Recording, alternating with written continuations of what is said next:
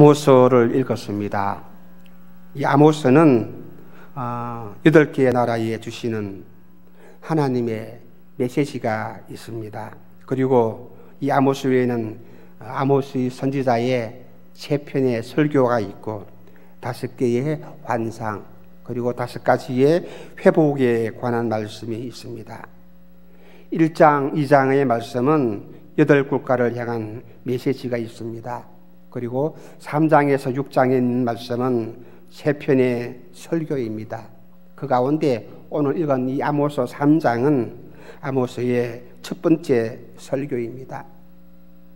이 아모스 첫 번째 설교의 주제는 이스라엘 백성들, 또 저와 여러분들, 하나님께서 선택한 백성들, 하나님이 사랑하는 백성들, 언약의 백성들, 이 언약의 백성이라 할지라도, 하나님이 사랑하는 그 백성들이라 할지라도 아버지 하나님 앞에서 죄를 범하면 반드시 그 죄에 상응하는 보응이라 그랬습니다. 보응, 징계를 받는다는 말씀입니다.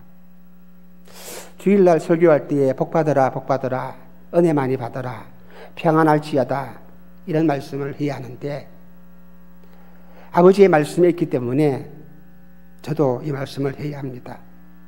우리 모두는 하나님의 은혜와 축복을 많이 받게 되면, 여러분들이 은사를 가지고 있고, 여러분들이 능력을 경험하였고, 여러분들이 하나님의 교회에서 몸바쳐 희생하고 헌신을 하게 되면, 그런 사람들이 안고 있는 위험성이 있습니다. 그것이 무엇인가? 교만이라는 것입니다. 내가 아버지 앞에 큰 은혜를 입었으니, 나는 하나님께 큰 능력을 받았으니, 나는 다른 사람들보다 더 많은 은사와 능력이 있으니, 또 오랫동안 하나님의 교회에서 봉사하고 헌신했으니, 많은 사람들이 나를 알아주고 있으니, 내가 곳곳에서 이런 모습으로 저런 모습으로 헌신하고 봉사하고 있으니, 내가 조금 실수하더라도, 내가 작은 죄를 지었다 할지라도 우리 하나님께서 좀 봐주시겠지. 나는 30년을 예수 믿어왔는데, 나는 목사인데, 나는 장로인데, 이까지 자그마한 실수, 죄, 하나님께서 눈 감아 주시겠지. 내가 작은 죄를 지었는데 그까지 것 하나님께서도 얻지 못할 것이다. 이렇게 어리석은 생각을 한다는 사실입니다. 우리 교회 2000년 역사 가운데서 가장 죄를 많이 지은 사람들이 누구입니까? 주의 종들입니다. 혼자 살겠다고 독신서원 해놓고 자식이 15명, 20명 되는 사제들이 얼마나 많이 있습니까? 한국에서도 죄를 가장 많이 지은 사람들이 누구입니까? 목사입니다. 왜 그렇습니까? 나는 하나님께 큰 은혜를 받았으니까, 지금까지 열심히 있게 믿음 생활을 해왔으니까, 온 마음을 다하여서 아버지 앞에 헌신하면서 살아왔으니까, 내가 조그마한 죄를 짓는다고 해서 하나님께서 어떻게 하시겠는가? 그렇게 생각합니다.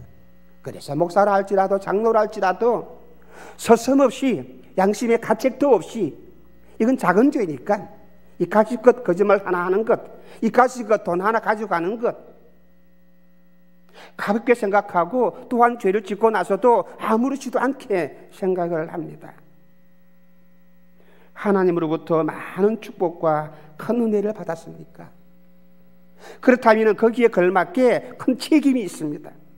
마태복음 11장 20절부터 22절 말씀입니다. 함께 읽어보도록 하시겠습니다.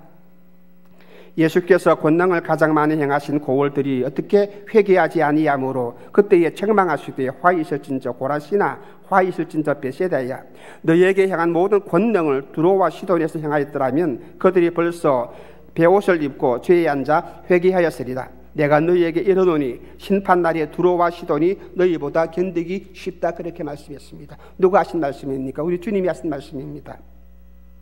예수님께서 가장 많은 기적을 행하신 고을이 바로 이 고라신 베세다입니다. 그런데 이 마을은 이 그런 능력을 체험하고도 불구하고도 아버지 앞에 회개하지 아니했습니다. 그래서 주님께서 책망을 하셨습니다. 반대로 두로와 시돈이라는 마을은 주님께로부터 능력, 은혜를 아마 조금 받은 모양입니다. 고라신에 비교한다면 작은 능력을 받은 모양입니다. 그런데 고라신은 베세다는 어떻게 합니까? 회개합니다. 그런데 이 큰 능력을 받은 이 마을이, 이 고라신이, 이 베세다가 큰 은혜를 입었음에도 불구하고 주의 말씀을 듣고도 회개하지 아니합니다. 그래서 주님께서는 이 고라신 마을에, 베세다 마을에 책임을 물으시겠다는 것입니다. 너희들이 큰 은혜를 받은 만큼 그 책임을 묻겠다는 말씀입니다. 누가복음 12장 48절 말씀에는 이렇게 말씀하셨습니다. 알지 못하고 맞을 일을 행할 종은 적게 맞으리라. 무릇 많이 받은 자에게는 많이 요구할 것이요 많이 맡은 자에게는 많이 달라 할 것이니라 그랬습니다. 하나님의 자녀에게도 하나님의 징계는 따르게 되겠습니다. 이 아모스 3장 1절부터 2절 말씀은 이 언약의 백성에게도 하나님께서는 징계하신다. 저와 여러분들에게도, 하나님의 자녀들에게도 하나님께서는 반드시 징계하신다는 말씀입니다. 3장 2절 말씀을 보게 되면 이렇게 말씀하셨습니다. 내가 땅의 모든 족속 가운데 너희만을 알았나니 그러므로 내가 너희 모든 죄악을 어떻게 해요? 보응하리라. 이스라엘은 하나님께 사랑을 받은 백성입니다. 하나님의 언약의 백성입니다. 내가 땅의 모든 족속 중에서 너희만 알았나니.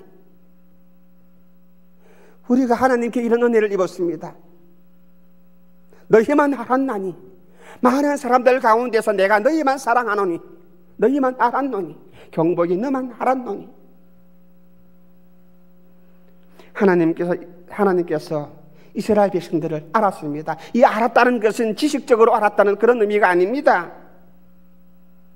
이스라엘 백성들은 아버지 하나님 앞에 일반적인 은혜를 넘어서 더 특별한 은혜, 보통 사람들이 다 받는 그 은혜를 넘어서 더 큰 은혜, 다른 사람들이 받지 못하는 이 특별한 은혜를 받았고, 오늘 저와 여러분들도 이 은혜를 입었습니다. 하나님께서는 세상 모든 사람들에게 은혜를 주었습니다. 나만 은혜를 받은 것이 아니라 우리 모든 사람들에게 공평한 은혜를 베풀어 주었습니다. 불신자들에게도 은혜를 주었습니다. 선인과 악인들 모두에게 은혜를 주었습니다. 이것이 일반적인 은혜라 그렇게 말합니다. 햇빛을 주시는 분도 하나님이십니다. 비를 주시는 분도 하나님이시고, 호흡할 수 있는 공기를 주시는 분도 하나님이시고, 비를 주시는 분도 하나님이십니다. 내가 걸어 다닐 땅을 주시는 분도 하나님이십니다. 땅 우리가 만들었습니까? 공기를 우리가 만들었습니까? 그런데 우리는 이 공기를 공짜로 먹고 마시고 있습니다. 하나님께서 거저 주시는 것입니다. 그런데 이 모든 것을 신자들에게만 주시는 것이 아니라 안 믿는 사람들에게도, 모든 사람들에게도 공평하게 주시는 것입니다. 불교 신자에게는 안 주고 믿는 사람들에게만 주는 것이 아닙니다. 모든 사람들에게 똑같이 선인과 악인 모두에게 주시는 것입니다. 이것이 일반 은혜입니다. 세상에 사는 모든 사람들은 생명도 은혜로 받았고, 살아가는 데 필요한 모든 것들도 다 하나님의 은혜로 선물로 받았습니다. 그런데 이스라엘 백성들에게는 이것과 더 나아가서, 이것도 받았는데 더 나아가서 어떤 은혜를 입었습니까? 특별 은혜를 받았는데, 이 특별 은혜는 택하심의 은혜라는 것입니다. 많은 사람들 가운데서 하나님께서는 이스라엘 백성들을 택하였습니다. 그리고 너는 내 백성이라, 내 아들이라 말씀하셨습니다. 뿐만 아니라 이 세상의 많은 사람들 가운데서 저와 여러분들을 하나님께서는 선택하시고, 너는 내 아들이라, 나를 선택해 주었다는 사실입니다. 이스라엘 조상인 아브라함도 우리와 똑같은 사람이었습니다. 아브라함은 갈대아라는 지방에서 아버지와 함께 우상을 만들어서 팔았던 사람입니다. 무엇을요? 우상을 만들어서 팔았던 사람입니다. 우상 장사를 했어요. 그런데 하나님께서는 이 아브라함을 불렀습니다. 아브라함을 선택했습니다. 아브라함이 하나님께 한 것이 무엇이 있습니까? 아무것도 없어요. 오히려 우상을 만들어서 팔은 사람입니다. 하나님을 몰랐던 사람이었습니다. 그런데 하나님께서는 느닷없이 아브라함을 선택했어. 아브라함을 불렀어. 하나님의 백성으로 삼아주셨고, 이스라엘 민족의 조상으로 삼아주었습니다. 이것은 하나님이 크신 은혜입니다. 아브라함에게 하나님께서는 약속을 해주었습니다. 너에게 자녀를 주겠다. 그런데 이 약속을 받았지만은 아브라함은 아직도 아이를 낳지 못하자, 사라에게 아이가 생기지 아니하자 요종 하갈을 통하여서 이스마엘을 낳았습니다. 아브라함은 이스마엘이 내 아들이라 그렇게 믿었는데 하나님께서는 아니다. 종 하갈을 통해서 낳은 아들이 네 아들이 아니라 내가 약속한 그 아들이 네 아들이 될 것이라. 그래서 아브라함은 100세의 아들 이삭을 선물로 받았습니다. 하나님이 주신 아들이었습니다. 하나님께서는 이삭을 선택했습니다. 이스마엘이 아니었습니다. 이삭을 선택하였습니다. 이삭은 리브가와 결혼해가지고 상동이 아들 야곱과 에스를 낳았습니다. 그런데 이 두 아들 가운데서도 하나님께서는 에스가 아니라 그나들 에스가 아니라 둘째 아들 야곱을 선택을 합니다. 야곱을 선택합니다. 에스는 남자 같은 사람이었습니다. 반면에 야곱은 간사한 사람입니다. 여자처럼 아주 사기꾼이라 그랬습니다. 거짓말을 잘하는 사람이었습니다. 정말로 나쁜 사람입니다. 그런데 이삭에게 하나님께서는 에스보다는 야곱을 선택을 합니다. 이것도 역시 하나님의 은혜입니다. 야곱은 자기 형 에스를 속이고 자기보다 더 뛰어난 사기꾼 외삼촌 집에서 20년 동안 죽도록 고생을 했습니다. 고향으로 돌아갈 때에 에스를 만나는 것이 너무나 두려워서 야복강가에서 밤새도록 기도하였습니다. 그때 하나님께서는 야곱의 환도뼈를 주시고 이름을 바꾸어 주었습니다. 이스라엘이라 하라. 그 후에 야곱은 12아들을 낳았습니다. 12아들이 이스라엘 민족을 만들게 되었습니다. 이스라엘 백성은 택하심의 은혜를 받은 백성입니다. 정말로 이스라엘 민족 조상의 볼품은 없는 사람이었습니다. 하나님과 전혀 상관이 없는 사람이었습니다. 그런데 하나님께서는 아브라함을 선택하였고 그 중에서 이삭을 선택하였고 그 중에서 야곱을 선택하였고 야곱을 통해서 12아들을 낳았는데 이것이 이스라엘 민족이 된 것입니다. 이스라엘 민족이 나온 것은 무엇입니까? 하나님이 택하신 은혜였습니다. 오늘 저와 여러분이 하나님께로부터 택하심을 받은 것처럼 이 은혜를 입은 것처럼, 근데 얼마나 이 은혜가 감사합니까? 여러분 이 은혜를 기억합니까? 이 은혜를 확신하고 있습니까?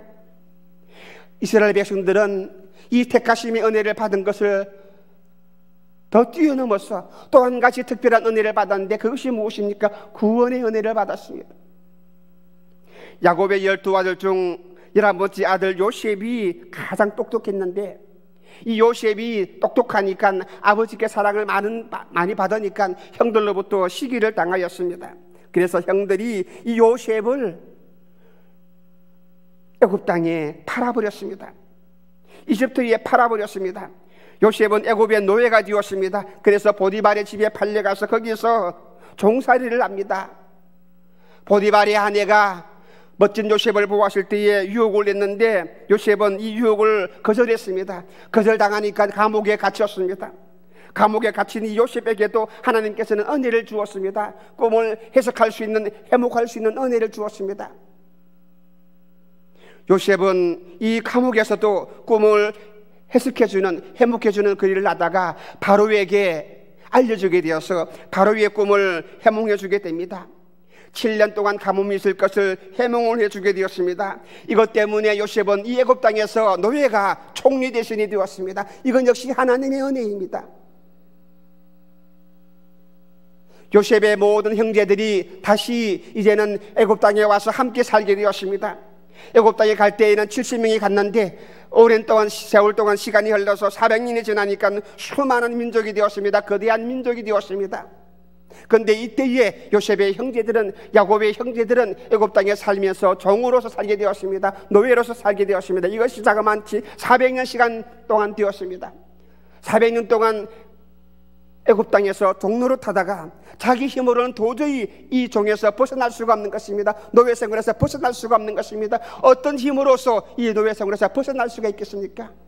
그런데 이 이스라엘 민족이 애굽 땅에서 나옵니다. 구원을 받습니다. 누구의 인도로? 아버지 하나님의 은혜로 말미암아, 하나님의 특별하신 은혜와 사랑으로 말미암아 모세를 동원해서 모세가 인도자가 되어서 이 민족이 애굽 땅에서 나옵니다. 구원을 받습니다. 이것이 구원의 은혜입니다. 이스라엘 민족은 하나님께 택하심을 받았습니다.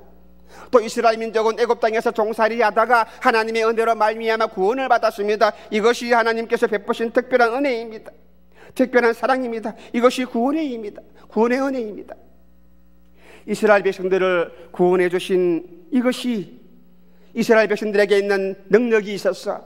그들에게서 어떤 자격이 있었어. 어떤 조건 때문에, 어떤 공로 때문에 구원을 받았습니까? 아닙니다. 이것은 선수한 하나님의 은혜입니다. 하나님의 사랑입니다. 여러분이 이 자리에 앉아있는 것, 이 자리에 앉아서 아버지 하나님께 예배하고 찬송 부르는 것, 하나님의 이름을 부르는 것이 여러분의 힘입니까? 여러분의 공로입니까? 아닙니다. 아닙니다. 하나님의 은혜인 것을 믿으시기를 주님의 이름으로 부탁을 드리겠습니다. 아버지의 사랑이에요. 하나님의 은혜예요.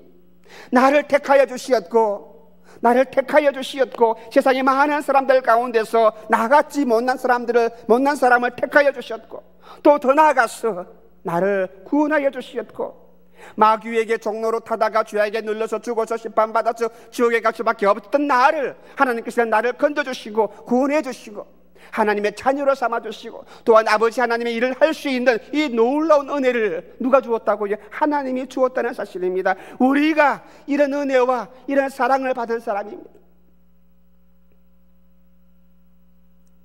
그런데 이스라엘 백성들은 이 은혜를 받았음에도 불구하고 아버지 앞에 죄악을 짓습니다. 우리는 하나님의 백성이니까, 우리는 하나님의 아들이니까 마음 놓고 죄를 짓습니다. 아버지 앞에 나와서 예배를 드립니다. 제사를 드립니다. 십계명을 암송합니다. 율법을 암송합니다. 예배 시간 되면 예배 드립니다. 제사 시간 되면 제사를 드립니다. 그런데 다시 돌아서서 나가면 우상에게 절을 하고, 세상에 나가서는 그들과 함께 살아가면 똑같이 살아갑니다. 하나님도 섬기면서 우상도 섬기고, 이 죄를 지으면서도 가책이 없습니다. 나는 하나님의 백성이니까.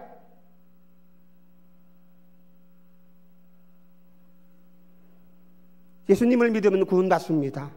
나는 구원받은 백성이니까, 나는 지옥에 갈 수도 없는 사람이니까, 나는 죄를 짓고도 내가 회개하면 하나님이 내 죄를 용서해 줄 수 있으니까 마음 놓고 죄를 짓습니다.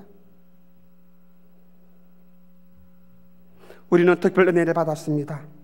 하나님의 사랑을 받았습니다. 하나님의 선택을 받았습니다. 내가 특별한 은혜를 받았다는 것은 무엇을 의미합니까? 하나님께 죄를 지어도 하나님이 눈 감아 주실 것이다, 내 죄를 용서해 주실 것이다, 그런 의미가 아니에요. 예레미야 7장 4절 말씀입니다. 다 같이 한번 읽어보도록 하시겠습니다. 예레미야 7장 4절 말씀에 또 안 나옵니까? 너희는 이것이 여호와의 전이라, 여호와의 전이라, 여호와의 전이라 하는 거짓말을 믿지 말라. 누가 하는 말입니까? 거짓 선지자들이. 예레미야는 백성들에게 너희들이 아버지 하나님께 돌아오지 아니한다면, 회개하지 아니한다면 이 예루살렘 성이, 이스라엘이 멸망할 것이다, 그렇게 예언했습니다. 그런데 거짓 선지자가 아니다, 이 땅에는 여호와의 전이 있는데, 하나님의 성전이 있는데, 하나님의 성전이 있는 이 예루살렘이 어떻게 멸망할 수가 있겠는가, 그렇게 거짓 예언을 하는 거예요. 예레미야가 하는 그 말을 믿지 말라. 이곳은, 이 땅은 하나님의 성전이 있는 땅이다, 절대로 멸망하지 아니할 것이라. 예루살렘 땅에 하나님의 성전이 있는데, 우리는 하나님의 아들인데, 우리는 하나님의 자녀인데, 나는 목사인데, 나는 예수님을 믿었던, 내 구주로 고백했던 믿음의 사람인데 내가 어떻게 지옥에 갈 수가 있겠는가?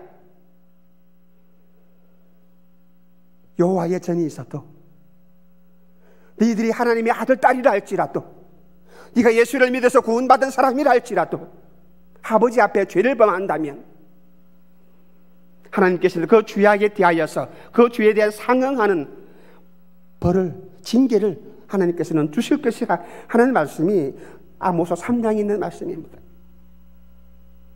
이스라엘 백성들을 하나님께서는 택하였습니다.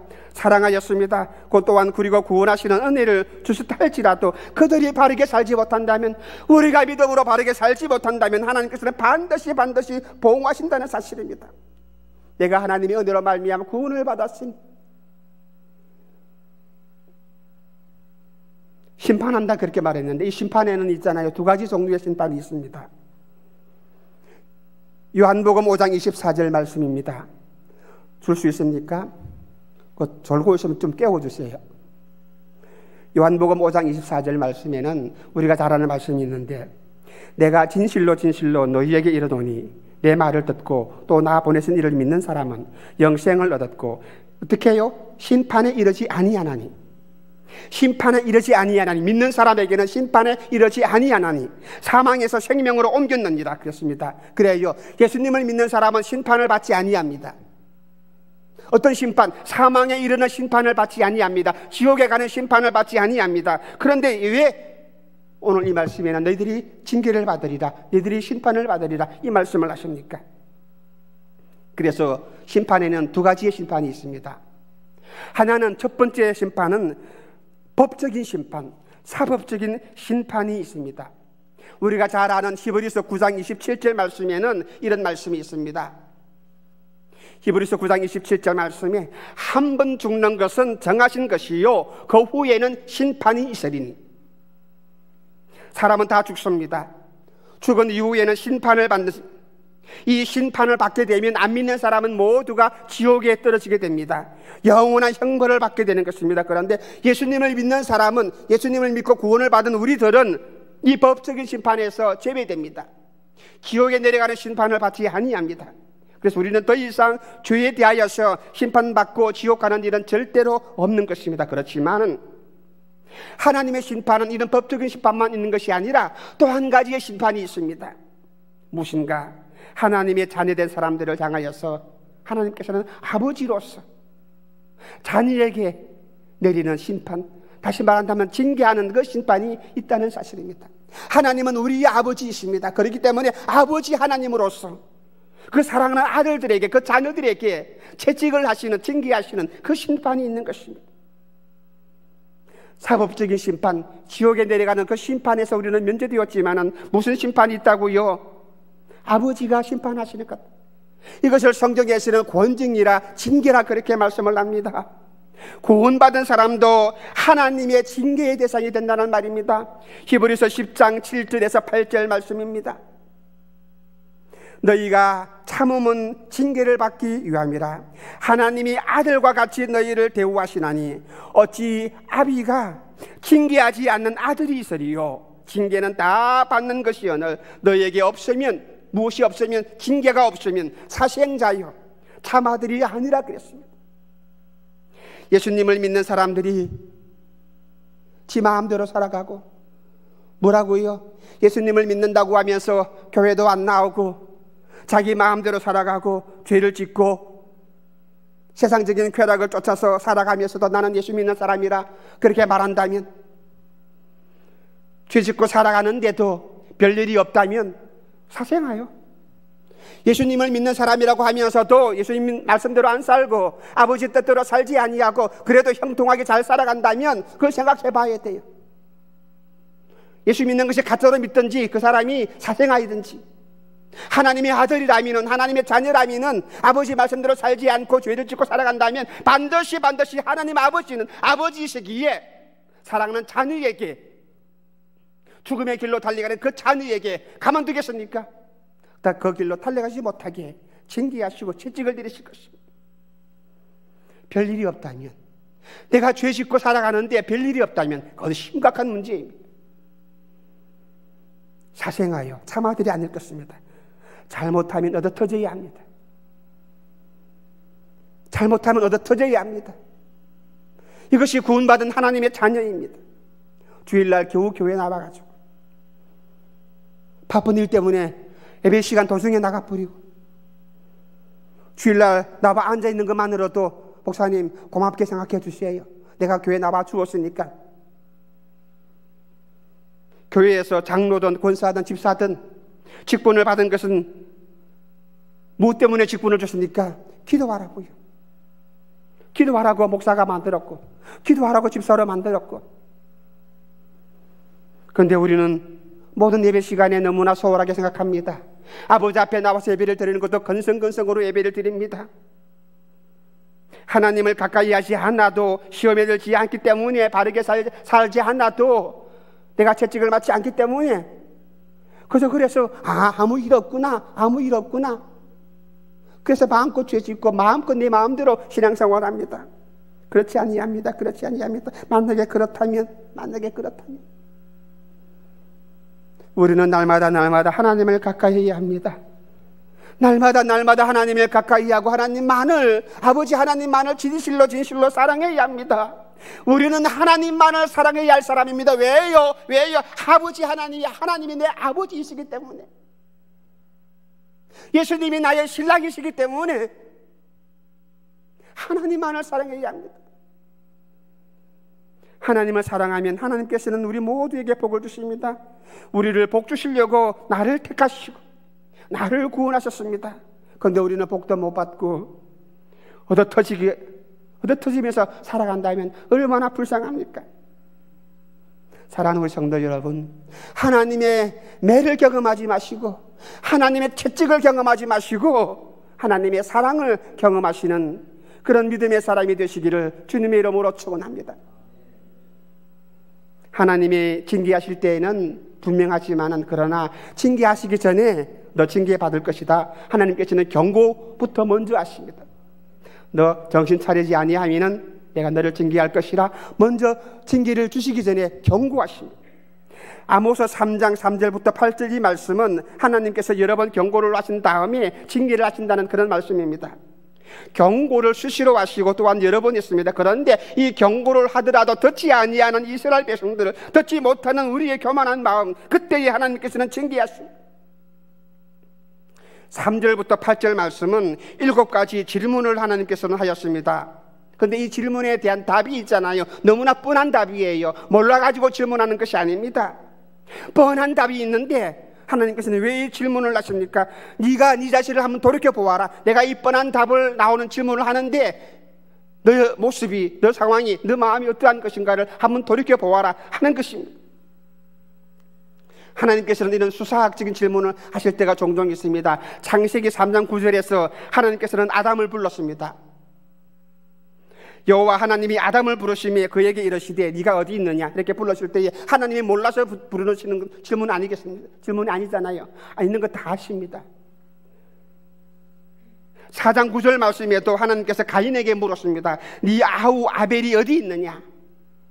몰라서 묻는 것이 아닙니다. 수사학적인 질문입니다. 아우를 죽인 죄가 얼마나 큰 것인가를 네가 한번 생각해 보라, 그런 뜻입니다. 그런데 이 아모스 3장 3절에서 8절 말씀 있는 이 질문, 7가지 질문, 답은 모두가 아니라 하는 그런 답이 나올 수 있는 질문입니다. 어떻게 질문했습니까? 두 사람이 의합지 아니하고 동행하겠느냐? 아니죠. 우리가 알잖아요. 사자가 움킨 것이 없이 숯불에서 부러지겠는가? 배고프니까 부러졌죠. 젊은 사자가 잡은 것이 없이 굴에서 소리를 내겠는가? 그렇죠. 아니죠. 창해가 없이 새가 어찌 거기에 걸리겠는가? 아니죠. 창해가 뛰는 것이, 잡힌 것이 없어도 뛰겠는가? 아니지요. 성읍에서 나팔을 부는데 백성이 들어오지 않겠는가? 당연히 아닐 것이죠. 여호와의 시키심이 아니고야 재앙이 어찌 성읍에 임하겠느냐? 이렇게 7가지 질문을 했습니다. 이 질문을 우리가 요약한다면 3장 7절에 있는 말씀이 요약된 말씀입니다.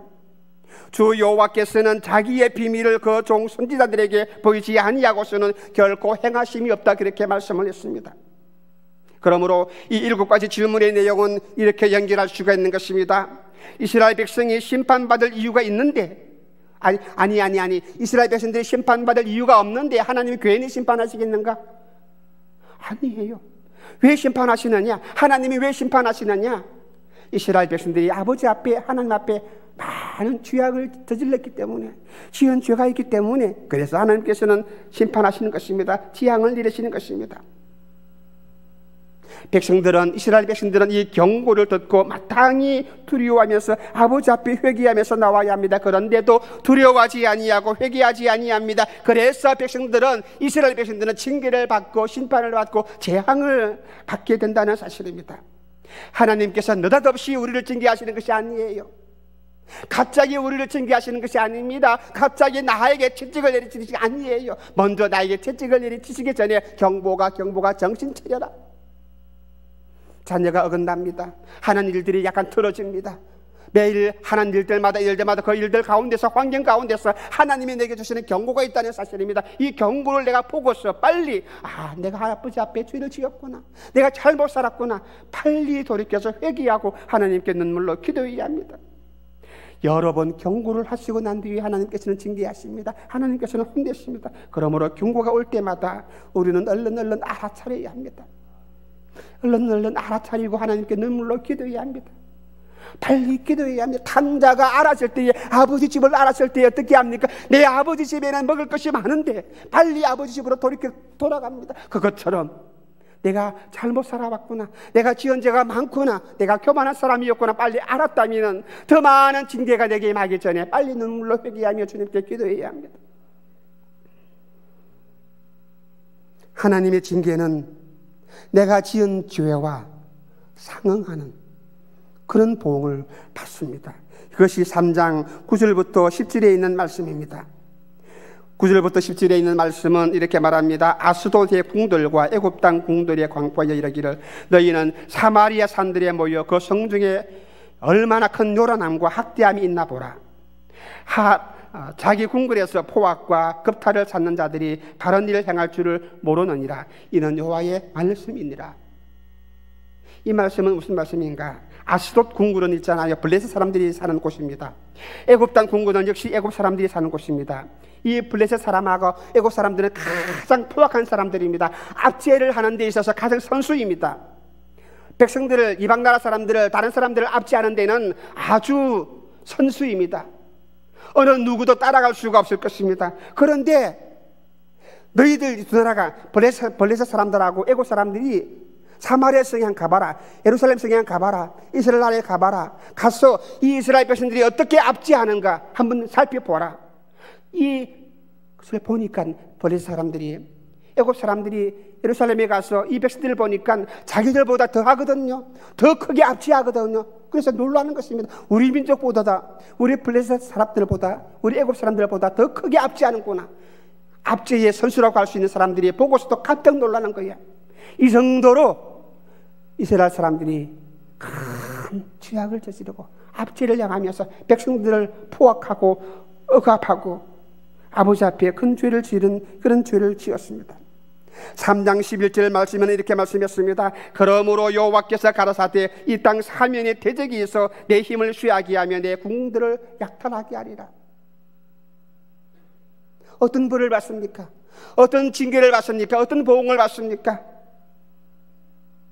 이방 나라가 압제했는데, 또한 그들이 압제했는데, 그들이 압제한 만큼, 그들이 압제를 한 만큼 이방 나라가 쳐들어와서 그들이 압제를 당합니다. 그들이 죄를 지은 만큼 보응을 받습니다. 다윗이 남의 아내를 약탈하니까, 다윗이 아내가 10명인데 10명이나 되는 아내가 자기 자식들에게 약탈당합니다. 다윗이 남을 죽이니까 자기 집에서 칼이 떠나지를 아니합니다. 다윗이 친구를 배반하니까 자기 아들들이 반역을 일으키고 아버지를 배반합니다. 하나님의 징벌과 죄는 서로 상응합니다. 남을 속이는 사람은 반드시 자신도 속임을 당합니다. 남을 욕하는 사람은 반드시 자신도 욕을 먹습니다. 남을 괴롭힌 사람은 반드시 자신도 남에게 괴롭힘을 당하게 되어 있는 것입니다. 하나님께서 그렇게 하십니다. 하나님께서 그렇게 채찍으로서 상응하는 벌을 주시는 것입니다. 불신자들에게 그렇게 하지 아니합니다. 누구에게요? 하나님의 자녀인 저와 여러분들에게. 왜요? 우리는 하나님의 아들, 딸들이기 때문에, 지옥에는 내려보내지 않기 때문에, 지옥에 내려가기 전에 먼저 너희들이 그렇게 징계를 당하고 고통을 받습니다. 그런데 하나님이 징벌하시는 것, 하나님이 징계를 내리시는 것, 이 징벌이, 이 징계가 얼마나 철저한지 보세요. 3장 12절 말씀에는 이렇게 말씀하셨습니다. 하나님이 어떻게 징계하십니까? 여호와께서 가라사대 목자가 사자 입에서 양의 2다리나 귀 조각을 건져낸 것 같이 사마리아에서 침상 모퉁이에나 걸상에 비단 방석에 앉은 이스라엘 자손이 건져냄을 얻으리라. 입으리라 그렇게 말씀했습니다. 이 말씀은 무슨 말씀입니까? 아모스 3장 13절 15절에 있는 말씀처럼 하나님의 징벌이 올 때에는 숨어서 피할 곳이 없어지게 된다는 말씀입니다. 주 여호와의 만군의 하나님이 가라사대 너희는 듣고 야곱의 족속에게 증거하라. 내가 이스라엘의 모든 죄를 보응하는 날에 베델의 단들을 벌하여서 그 단들의 뿔들을 꺾어버리고 땅에 떨어뜨리고 겨울궁 여름궁을 치리니 상하궁들이 파멸되어 큰 궁들이 결단나리라. 이는 여호와의 말씀이니라. 단에 있는 뿔들이 부러진대요.